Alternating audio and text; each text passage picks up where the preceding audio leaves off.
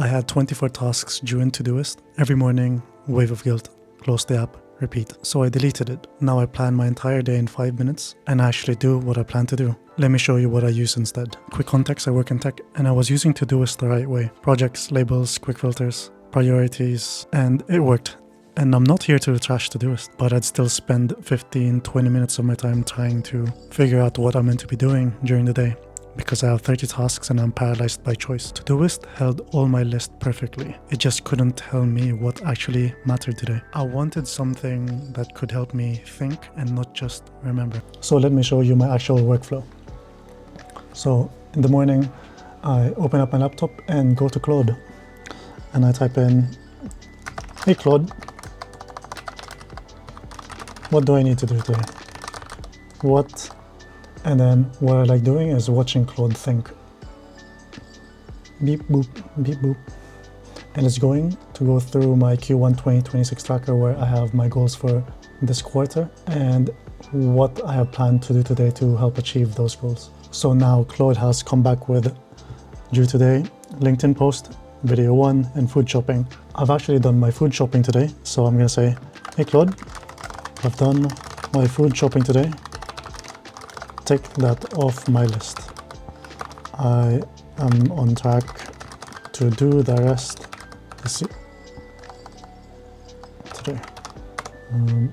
And now it's going to update the files, well, my tracker, and I'm just gonna allow it to edit. I want to look at the things before I approve it. Okay, good. So it says, good, food shopping marked off, and I still have 2 things due today. First YouTube video is the big one, get it done. Let's go, Claude. The wow moment for me was me asking Claude if I am on track for the things I wanted to do this week. And now we let Claude think again. This week's status, LinkedIn posts, 1 post due today, not done yet. 5K training, all runs complete. YouTube video 1 due today, LinkedIn course on track, done. Dark assessment, you're mostly on track, but today is make or break for the week. You already spent 5 a.m. to 1 p.m. at the Kanban course, you still need to find a LinkedIn post. That's fine, I've already done it. Record a video, edit the thumbnail, and upload. That's 4 to 6 hours work left. If you execute this afternoon, you hit 100% on YouTube and close out on week 3 at 8 out of 8 LinkedIn posts. Training is already locked in at 100%. If video 1 doesn't go up, you'll be 0 to 12 videos heading to week 4 with a miss in week 1. Bottom line, you're on track if you deliver today. The work is doable, but there's no buffer. Get started. So this Todoist won't do. It just holds the list, but Claude actually thinks about it and kind of motivates me. So let me just mention a few other use cases that I use Claude for. There's the weekly planning, Sunday brain dumps in terms of, okay, here's my Q1 2026 goals. What do I need to do to get it done? Secondly, weekly reviews. Here's what we planned on doing together. Here's what I actually did. And what patterns do you see? Am I on track? Am I not on track to achieve my Q1 2026 targets? And this is where Claude catches things like perhaps I am overloading on Tuesday, overloading on Wednesday or Sunday. Finally, ad hoc thinking. So let's say I've got 2 hours left for the rest of the day. I can ask Claude, okay, what's the highest leverage thing I can do today? What is the highest leverage thing I can do for the next 2 hours? So Claude has come back with direct answer. YouTube video 1 is the highest leverage. It's your first video and it's due tonight. Missing a weekly YouTube upload in week 1 is a bad precedent. LinkedIn has 20 posts scheduled through February 9, so 1 miss, 1 break momentum. LinkedIn takes 30 minutes, YouTube takes everything else, but I need the truth. Where are you actually with video 1? Have you recorded it yet? If yes, how much editing is left? If no, you're in trouble.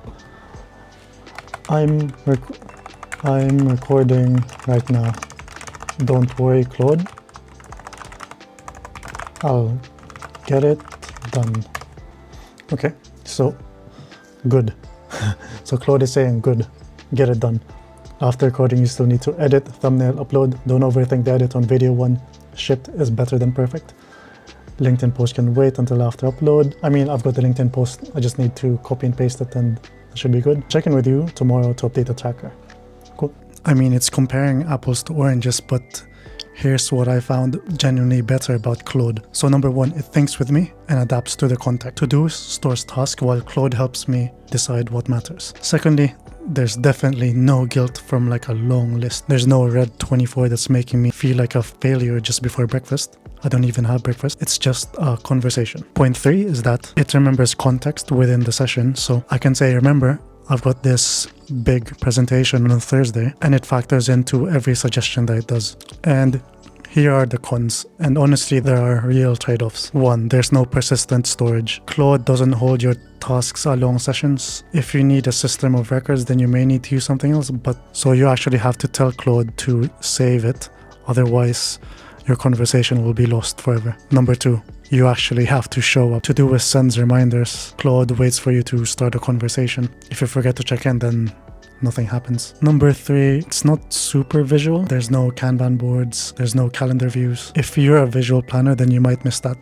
You can get Claude to create a table or a calendar view, but it won't be as pretty as Todoist. And number 4, recurring tasks are not a thing. If you've got stuff like, I need to fill in this timesheet every 5 p.m, Claude won't remind you. And honestly, I still use Todoist for the stuff that I need to do on a daily basis. So think of it as Claude handling the thinking work and the calendar with Todoist handling the recurring routine. So you should ditch Todoist for Claude if, number 1, you're good at remembering what's on your plate but bad at prioritizing. Number 2, you want a thinking partner and not just a task list. And number 3, you're already using Claude for other things. It's just easier to have everything in one place. So you shouldn't switch if 1, you need a system of records with reminders and due dates. Or number 2, you work in a team that needs task visibility. And number 3, you genuinely like the structure of a traditional task management app. And honestly, you can use both Claude to think and Todoist to store things. But I found that with using Claude, I don't need lists anymore. Once I've decided what matters, I actually just do it.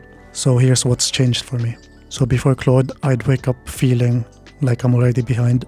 I open Todoist, see the 24 overdue task, and I already feel like a failure. Now I wake up and ask Claude, okay, what's in my to-do list today? What actually matters? So that's not just 15 or 20 minutes saved during the day. That's also clarity instead of guilt. And over the year, it adds up. So 15 minutes a day is equivalent to around 90 hours per year. So it would be hours that I can use brain rotting, spending my time on TikTok, Instagram, or what have you. So that's the main difference between managing tasks and managing your attention. Claude helps me focus, whereas Todoist makes me feel a bit cluttered or overwhelmed. If this was useful, tell me, are you team Todoist? Are you team Claude? Or are you team both? All right. Thank you for listening. I'll see you in the next video.